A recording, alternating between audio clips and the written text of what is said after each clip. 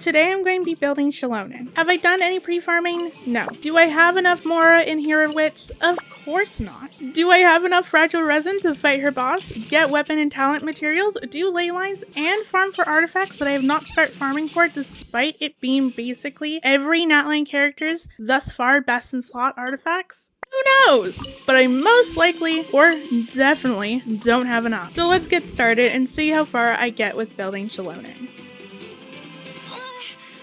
It's been a hot moment since I've done a building character video. The last one that I did was when I was building Farina, and that was all the way back in July. However, just because I haven't done a character building video in a while doesn't mean that I haven't stopped building all of the characters that I have, unfortunately, which is why I don't have a lot of fragile resin to spend. Normally, I like hoarding it. So when a new character that I'm really excited to build comes out, I have the resources to at least max their talents and weapons out and still have a little left over for some artifact farming. However, between the time that I was building Farina to now, I've been using a few fragile resin. Not all at once, but more like every once in a while for those moments where I want to keep farming for a character, but have ran out of my daily resin. I thought that it was fine because there weren't that many Natlan characters that I had wanted, so it felt like it didn't matter if I used a few fragile resins here and there, but that's when Xilonen showed up on phase 1 of the 5.1 patch. And well, that's how we got to this point. Now, I have to tell you, I had one hell of a time with this boss. I first went in with my favorite team, a team that I featured many times on this account before, as this team can pretty much beat anything that's in front of them. However, this boss was a little bit different, as though my team was able to deal the damage that had to be done, none of the characters on this team was able to deal with the boss's mechanic. This proved to be quite the challenge for many different rounds of fighting this boss, as I don't have a character built to deal with this mechanic. Xilonen, who's basically at level 40 with no equipment, and Genshin is basically in the same boat. So the only two characters that could deal with this mechanic will be one-shotted the moment that they step on fields. Isn't this a great start to farming? Isn't it fun with those times where you have to build one character just to be able to build the other character that you want?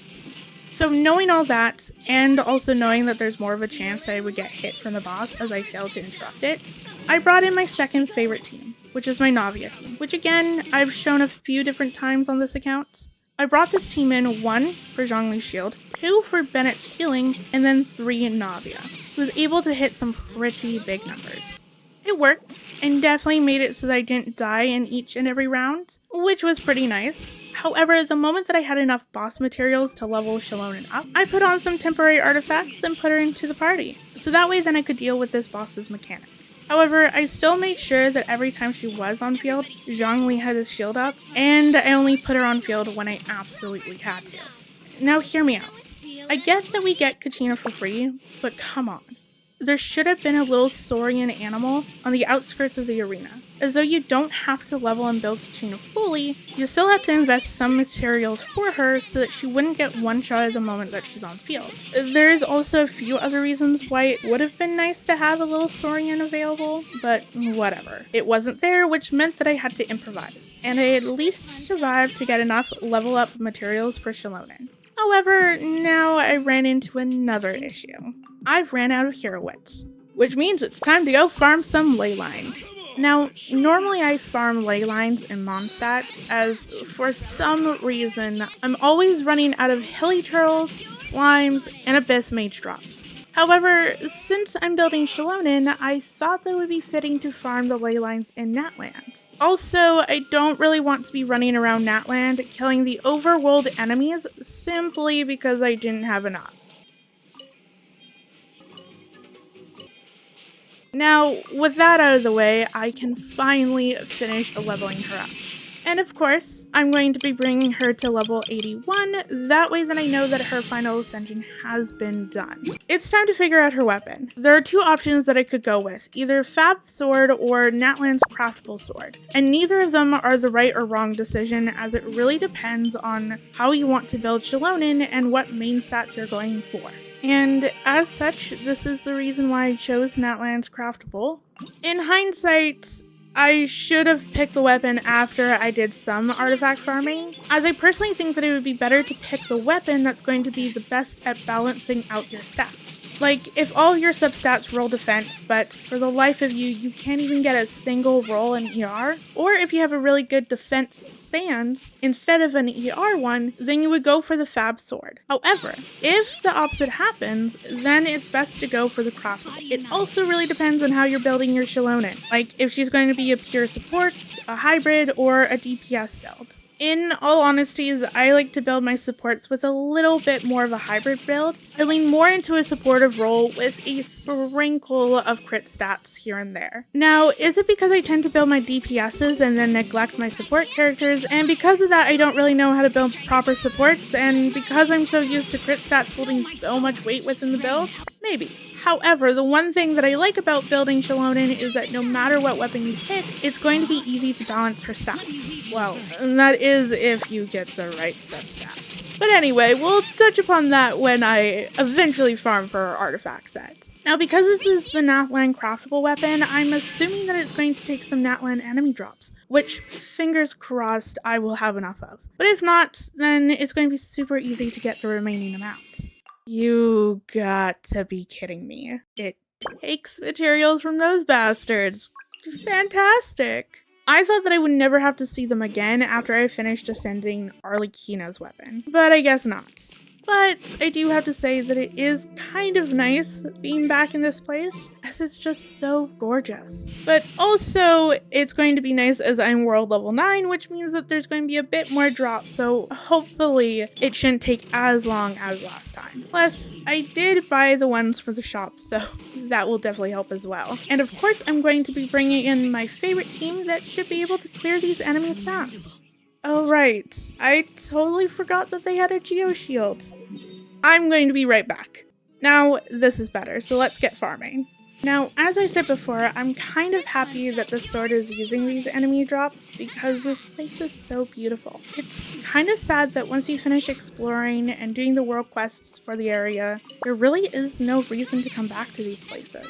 That is, unless you're farming the materials from the place. But still, I wish that they either add in new world quests or something that makes it so that there's a reason to come back to these places. Now, don't get me wrong, we still travel back to different regions or for different events throughout patches, but it feels like you're kind of restricted to the main area or town of the region. Like, I would love an event that takes place in the underground chasm or Economia. Now, I know that some people might say that's not fair to newer players as they might not have unlocked those parts of the map or they haven't finished those world quests. And I get that, but I don't think having 1 or 2 events ever so often would matter. Plus, maybe it would push the newer players to start or even finish that quest. However, I'm probably wishing for something that will most likely never happen. I finished farming for the weapons, so let's get this weapon to level 90 and then we can start working on her talents.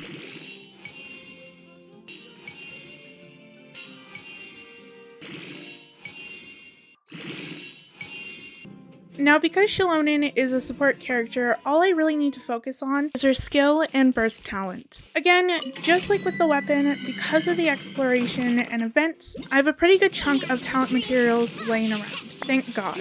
So at the end of the day, all I need to do is a few rounds of the talent domain, and then we should have enough to fully level her talents to level 9. Now, I'm not going to be crowning her talents. At least, not yet. Personally, I crown characters that either I love or that I always end up putting in my party. If Xilonen ends up being one of those characters, then I will end up crowning her. However, until then, her talents are just going to stay at level 9. Also, I never explained this team. It's my friendship team. I know, after spending almost 2 years playing this game, I now decided that it was time to farm the friendship points. Listen, in all honesty, I'm really just persuaded by the echoes that they are slowly releasing for each character. Plus, friendship farming isn't really that inconvenient, at least not right now, as I'm trying my best to build functional teams with characters that I've either completely built or at least leveled and semi-built. Now, not going to lie, I'm really dreading the day where I run out of those semi-built characters and I'm basically left with level 40 to 60 characters that don't really have anything equipped, but I'm not there yet, so it's nothing to worry about right now. Pretty much, I use my friendship teams for all of my artifact, weapon, and boss farming. Basically, the only time that I don't use my friendship team is when I'm fighting the weekly bosses, as I don't really want to risk getting all of my characters killed or having to spend a ridiculous amount of time trying to defeat the boss. So yeah, I'll stick with the fully built team for those fights. Also, speaking of the weekly bosses, I have been farming the Scaramouche boss for a little bit before Xilonen's release. Not specifically for Xilonen, as personally I didn't realize that she was using those boss drops, but it was for other characters. However, those characters are going to have to wait a little bit before I finally finish their talents, as I'm going to use what I do have to level up Xilonen. Okay, now that should be enough. Time to level up her talents.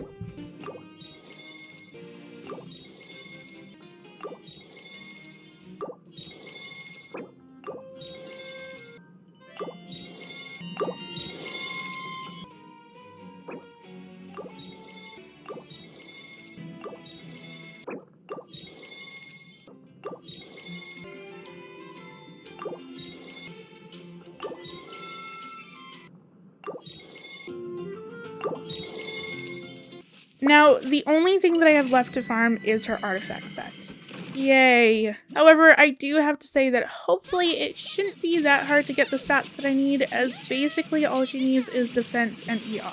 How hard can that be?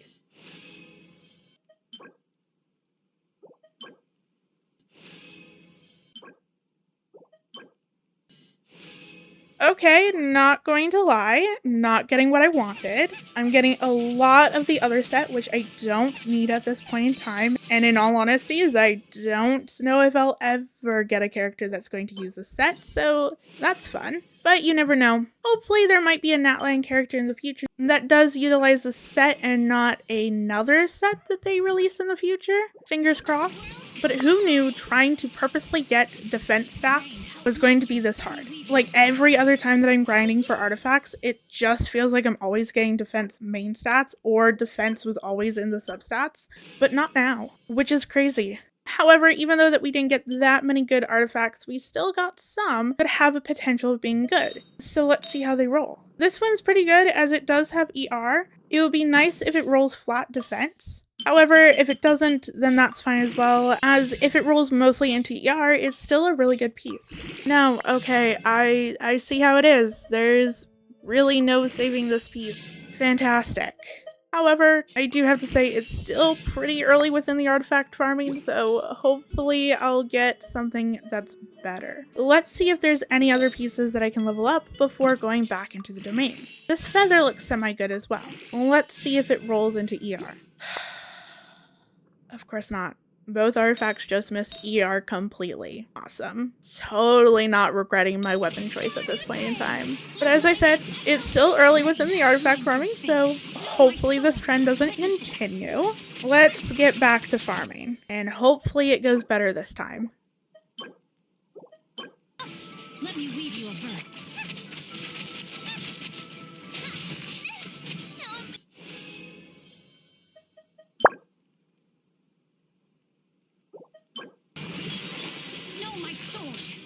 Witness the power of good.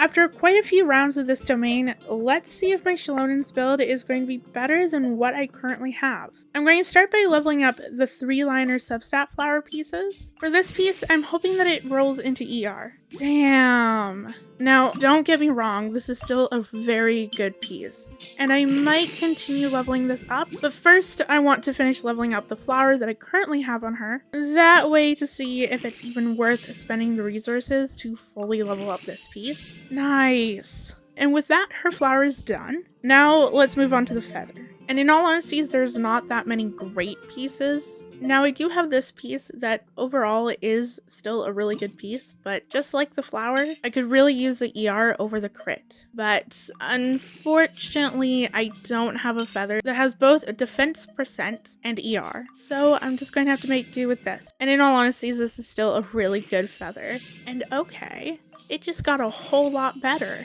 And not going to lie, it might be really hard for me to switch this out for another feather, but we'll just have to wait and see. Moving right along to the timepiece, this is where things get a little bit tricky. Since I'm using a defense weapon, I should really go for an ER timepiece, as with the way things are going, I'm not going to be able to reach her ER requirements with just substats alone. Well, that is unless I get really lucky, and so far that has not happened. So until when or if the time comes where I have enough ER in substats, then I'll switch over to using a defense sans. However, deciding what main stat I should use on the sans wasn't the issue here. The issue is the fact that I don't have any ER pieces on this artifact set. So I'm going to have to use an off piece, which would have been fine if it wasn't for my goblet situation. However, more on that in a little bit. Now for the offset ER sans, I do have some really good options.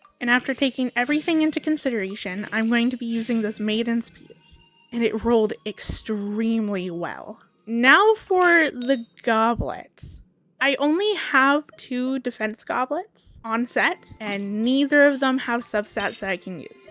So that's great. And if I had an on-piece ER sans, then I would definitely be going for an off-piece defense goblet, but that's not happening. So at this point in time, I just have to pick one and hope to God that I get a better piece in the future. As for circlets, I'm going to go with a crit rate circlet. Now, I do know that I should really be putting on a healing bonus, and I have quite a few of those on this set, so if I do end up changing my mind in the future, I have some options. However, another reason as to why I'm not putting her on a healing bonus, besides the crit ratio, I'm not sure what teams I want to put Xilonen on. So I'm going for more of a hybrid build. That way then I can try her out on different teams and then later on decide if I want to change things around. And that's just how I work. I'm going to be spending my daily resin farming this domain and seeing if I can get better pieces. Or maybe just getting some ER sands and defense goblets. Now, originally this is where I was going to end things, but then this video got delayed. However, over that time, I was still farming Xilonen's artifact domain, so I wanted to show off the artifact that I was able to get during that time.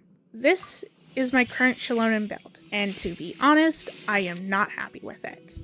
With all the time that I spent farming in this domain, I've never had the worst artifact luck in this domain. I still haven't gotten a good ER Sands or defense goblet with good substats, and I've spent a month, if not more, using my daily resin in this domain. Here's kind of where I'm at. Not only has it gotten to that point where I want to move on and farm for other characters, but it also doesn't make sense to continue farming this domain at the moment, because the only characters that I have that can use this set is Xilonen and Kachina. Right now, I don't know if I'm going to get Jaska or not.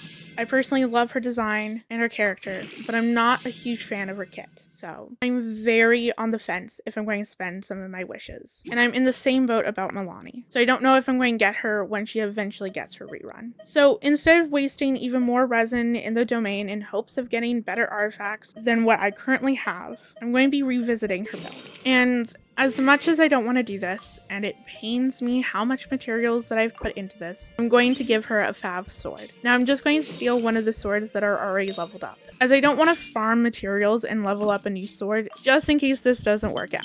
Now that she has an ER weapon, I can switch her from the off-piece ER Sands and switch her over to a defense Sands. And I have a lot of them. Now that she's on an on-set Sands piece, that means that I can finally switch off of this really bad defense goblet and use an offset one, which now means that all of my artifacts have good substats. Finally. Plus, now that she's using Fav, running a crit rate circlet makes a hell of a lot more sense than it did before. After switching everything around and leveling things up, these are my new stats, and I have to say, They are so much better than what I had before, and I'm really happy that I ended up going back and making this change. Now, if you excuse me, I now have to farm weapon materials to level up this new sword. If you like this video, then don't forget to give it a thumbs up on your way out, and if you enjoyed this video, then don't forget to subscribe. That way you'll never miss out when I upload a new video. And if you want to see how my wishes for Xilonen went, you can find that video over here. But until next time, see ya.